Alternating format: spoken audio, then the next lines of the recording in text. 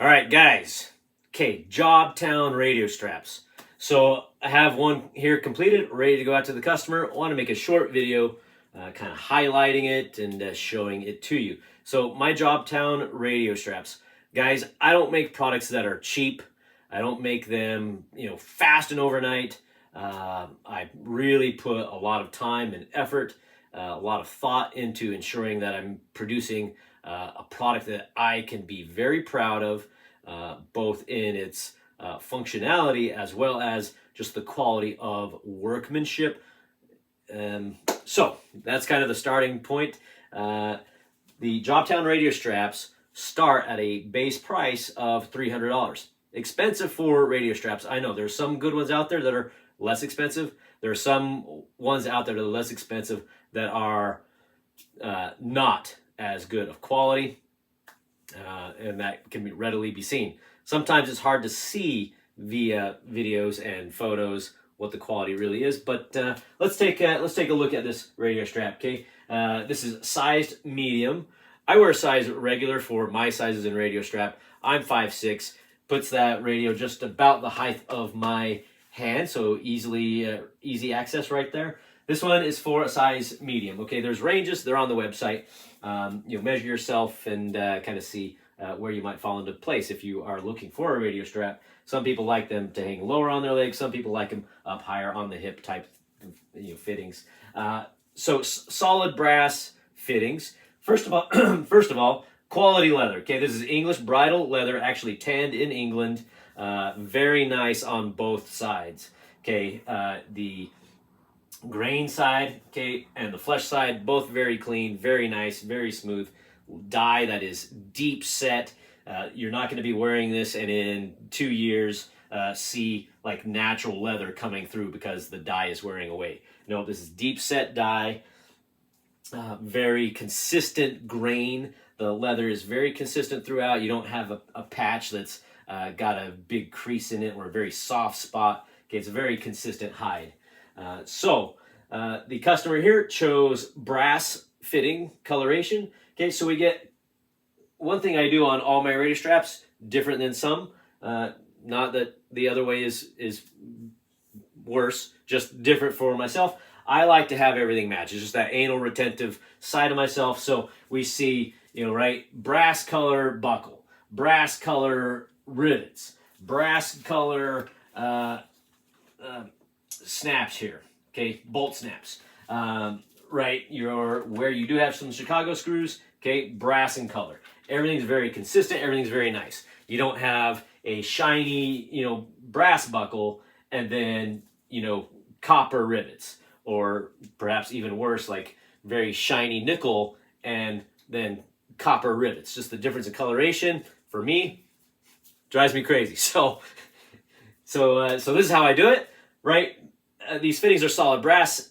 Any metal on here, you're going to encounter solid brass with a couple exceptions. Okay, like in the case of this particular radio strap, the D-rings that I use to actually make my bucket connections, currently those are not available in solid brass. And that connection point wears in such a way that, at one point on a couple radio straps, I used the Tandy D-ring attached with the 2-hole fitting and the D-ring, and that was my first failure of those type of D-rings. So I actually prefer this type of steel D-ring, less prone to wear and then breakage at some point. Okay, so but those are black. Okay, full disclosure, right? Any black fitting, unless it's PVD coated, that black coating will wear away at some point.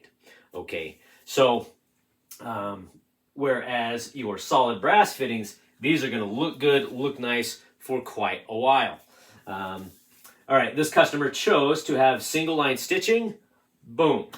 Okay, chose the color red, right? Pick your leather color, pick your thread color, pick your style of buckle. This is the heel bar buckle as opposed to the center bar buckle. Center bar buckle would have another length of buckle piece come and you would see it down here. Kind of holds the leather very nicely, but the heel bar buckle is also very traditional. So it just really depends on what look you prefer.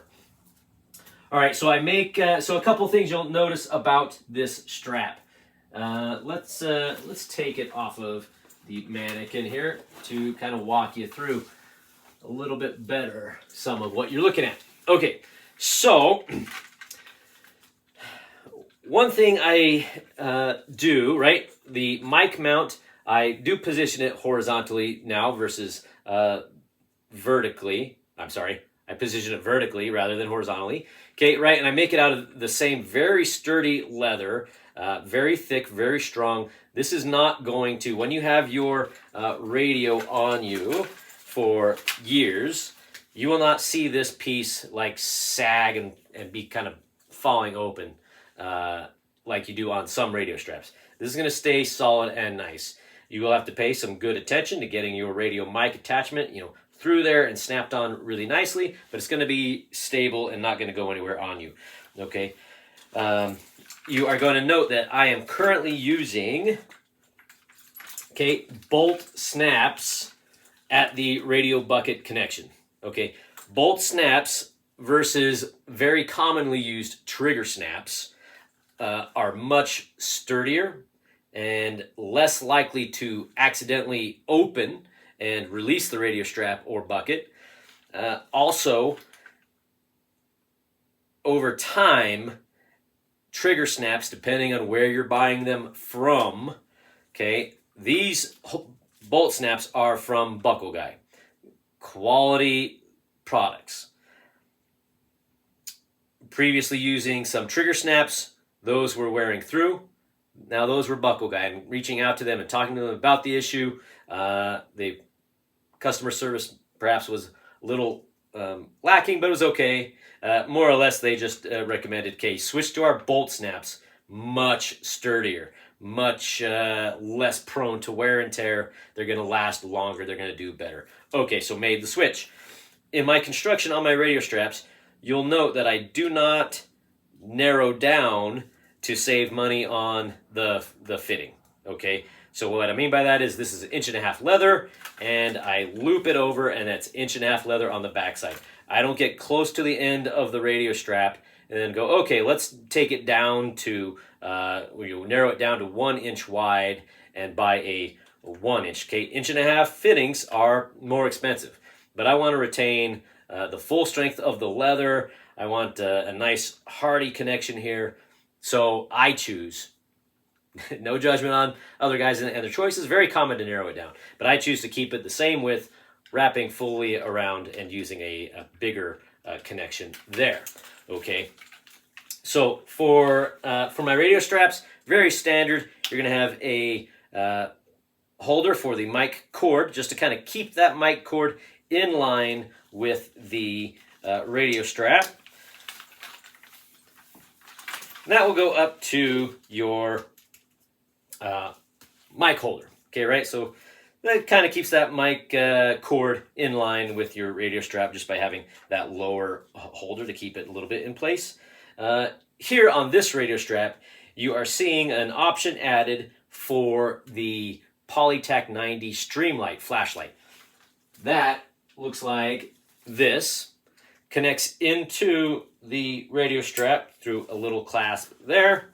Okay, and then you buckle this in. Now the Streamlight Polytech 90 is a small flashlight that has a fairly big, so a very good beam, very bright light, and you can see that it's not too obtrusive. Of course, you wouldn't want the bigger Streamlight on your chest. I recommend that even on your turnout gear, you should choose to get you a fitting. This is made for the Polytech 90 here. Those are available on the website, but I would ditch this monster. Okay, but a lot of guys using it, a lot of guys like it. Most fire departments buy these, that's fine. Okay, so Polytech 90 holder. Okay, what else? Okay, so I want you to see a couple things about how I construct my radio buckets. Now this leather is very, very firm. It's pretty sturdy. It's not real soft to the touch right now. over time, this will break in and will become softer, but it's also going to continue throughout its life to be a very sturdy leather and sturdy strap. Okay, back to the radio bucket. So the radio bucket itself is very tight to the radio. Okay, this is my test radio. You can see, here, let me see if I can show this to you well. Okay, so you can see this is made for one of the APX Motorola radios, very common one that we have, series, I believe 6000. It's written on the website, with the standard battery. Okay, this is a very common radio bucket size. It fits many other radios as well. If you have a long battery, this, the radio is going to stick out way up to here. But standard radio that this is made for, I make my snap here go over the radio just enough, because the radio bucket itself is very much built to hold the radio very snugly.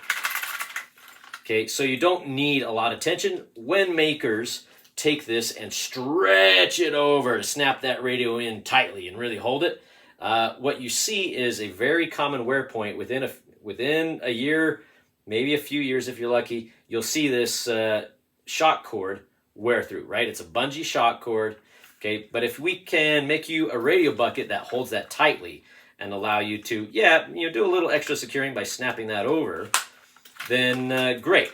You have full access to all your buttons, you can see the screen, and you're not going to get the wear and tear on this cordage. Okay, so it's made to be a little bit loose in the cordage, snug and tight in the radio bucket. Okay, so, right, again, you see consistent fittings all throughout, looks good.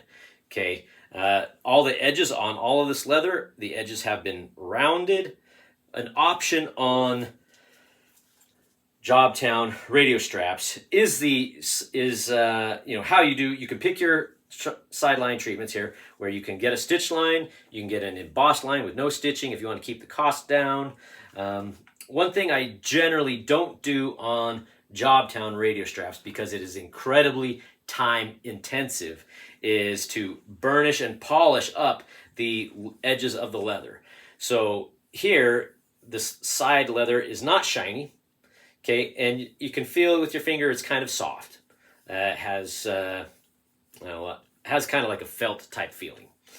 With some spots in the leather, you would feel like, it feels almost a little rough there. Okay, that's kind of where some of the grain is. Just hit a spot where the grain changes some direction, and you might have some fibers that kind of come up when you brush one direction, like, oh yeah, there they are. Oh, that direction is very soft. So that's a phenomena.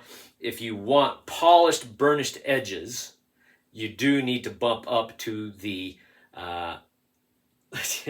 forgive me, the Leonidas strap, it's escaping me right now. Dang it. My leatherhead straps, okay? That's the bump up where burnishing of the side edges is included. Now, this customer, this radio strap is going out to a good customer who's bought a good handful of things. So I did give a little bit of a complimentary polish and burnish to the side edge of the main strap portion.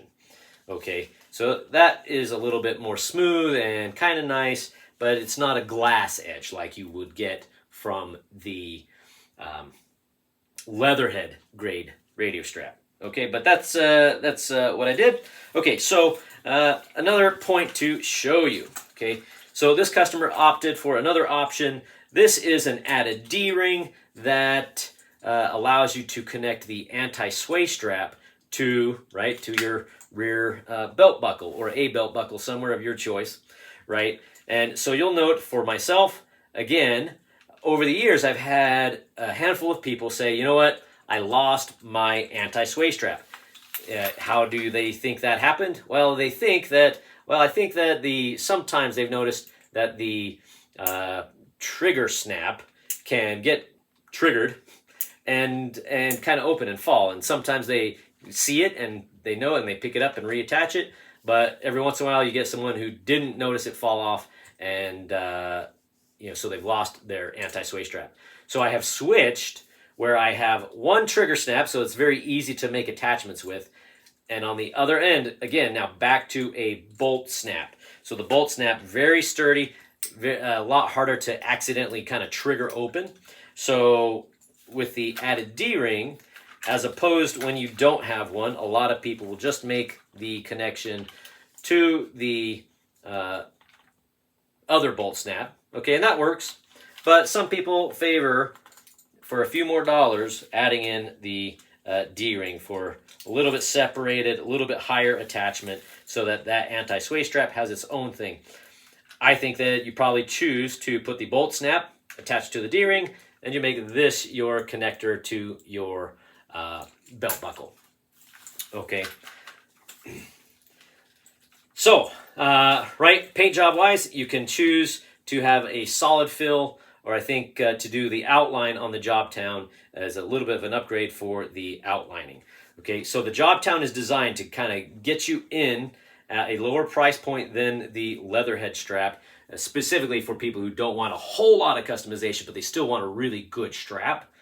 And but they look at that entry level price for the Jobtown and go, you know what, for a few more dollars, it's worth it to get the outline. It's worth it to add the D-ring. It's worth it to add some stitching. Okay.